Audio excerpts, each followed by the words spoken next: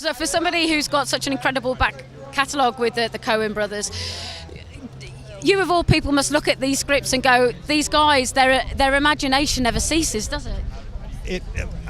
I get to be friends with them too, which is one of the great pleasures of my life.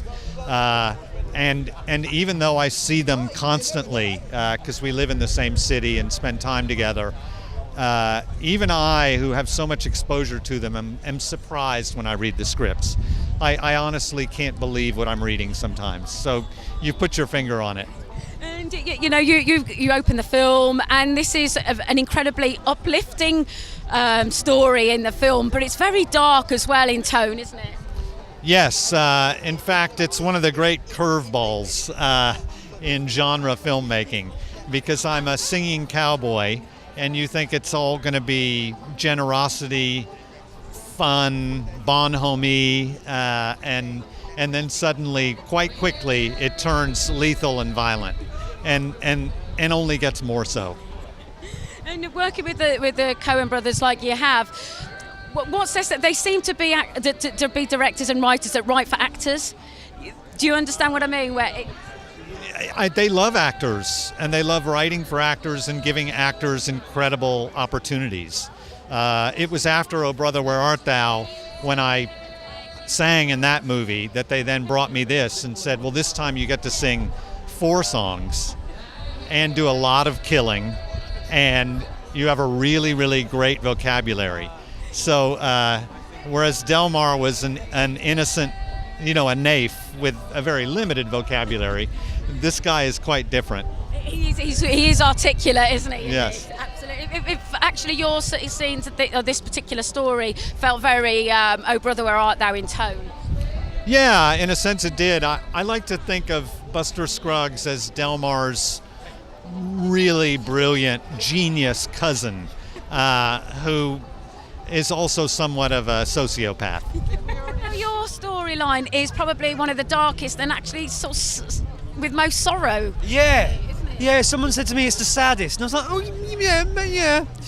I mean, there's other sad ones as well, but yeah, it was, to make it was a joy, but I never really thought of it as particularly sad when doing it. You just sort of try and tell the truth from moment to moment, really, and hope it sort of does the job. And they're so good with the writing, you sort of let them do it, yeah.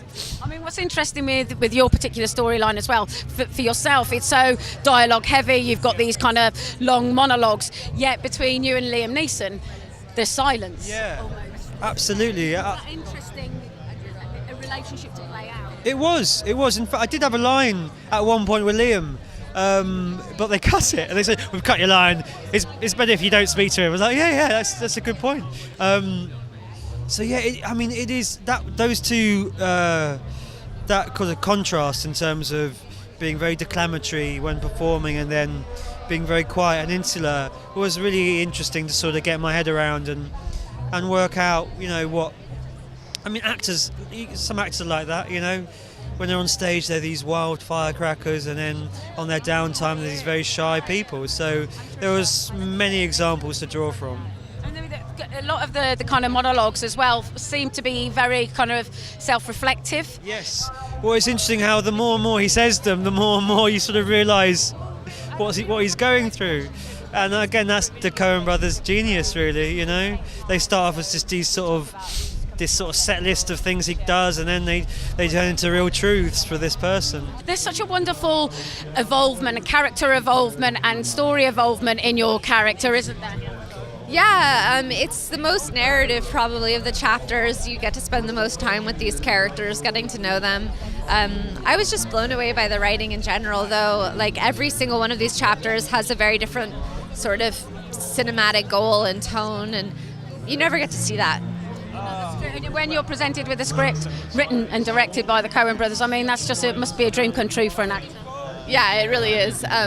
I was so scared going into the audition. I sort of still can't believe I got the part. And the films, was it great for you as well to be a part of a film that was so cinematic? Yeah, I mean, that's really a wonderful question. Yes, I think when you know that there are masters behind the camera, it makes you understand more clearly what your job should be as an actor.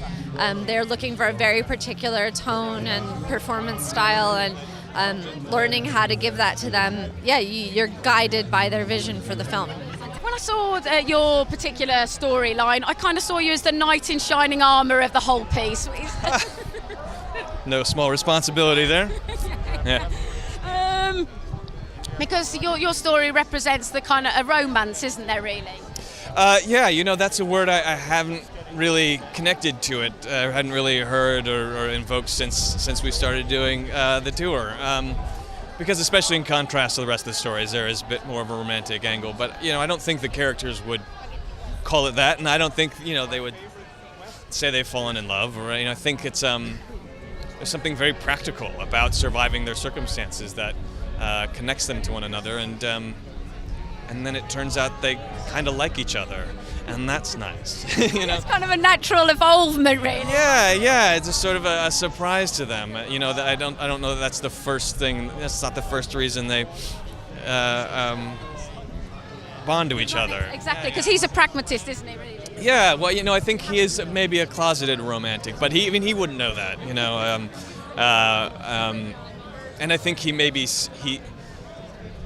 sees sort of, because I wouldn't call him a knight in shining armor, because he's, yes, sort of rescuing her from her circumstances, but is not without his own motivations for, being saved from a hard life on the trail, and for having a family and having children that can take care of him when he's old. There's something very real about it. And then I think once he crosses the line into endeavoring to discover that, he finds that there's maybe a piece that's there that maybe he hoped for but didn't necessarily expect, and certainly was not his primary goal, perhaps. And actually, as you describe that as well, I think what's interesting and so powerful about the writing of the Coen brothers is in a small amount of time, you've got these characters that have a real arc and characters that you really invest in as well. Yeah, absolutely. Yeah, and I think each one gives permission for the next to exist in this really satisfying way. It's really rewarding to be part of a piece that's so lifted by every other element of the piece. It takes a bit of the pressure off, I think. Yeah. The scenes that you're in, it's very dark, isn't it? Yeah, and it gets darker, literally. It does for everybody, actually, doesn't it? Yeah. It does. But I think that particular scene, it's very subtle, isn't it, the way that the Coen brothers manage that storyline as well? Very subtle and very elusive, isn't it? It's not quite straightforward, isn't it? You don't quite know who's who or what they are, and nothing. You can't really be sure of anything, or where they're going, or what that is, that hotel. And it's almost kind of like black comedy as well. Oh, it's very funny. It is. Yeah. Yeah, I mean, it's funny and ridiculous and weird. Kind of all you'd expect, really. So when you're presented with a script from the Coen brothers and you read it, can you believe that this is a job? You know what I mean? No. I still can't believe it. You're still pinching yourself. What is it about the Coen brothers, do you think? Because they're unceasing with their imagination, aren't they? They are, and they're not afraid to be different. They're outsiders, and yet they're the kind of... Are they the most mainstream outsiders there are? Or are they outsiders of the mainstream? I don't know, but, I don't think they do things to please people or to second guess. They make the work that interests them, and they make stuff that they want to make, and they're not being led by trends and. They don't compromise, do they, really? No, they don't, and so we need filmmakers like these. Because they are directors that really write for actors. They're actors' pieces, aren't they? They really are. They really are, and I kind of what I failed to appreciate when I watched the films. I was a huge fan. I presumed that they just hired actors that were quirky. Do you know what I mean? And you could say that's true. They don't go for the obvious Hollywood central casting for sure, but also the writing is so on the mark. Yeah, it is, and it kind of suggests how you might want to play it. I think that's how I read it.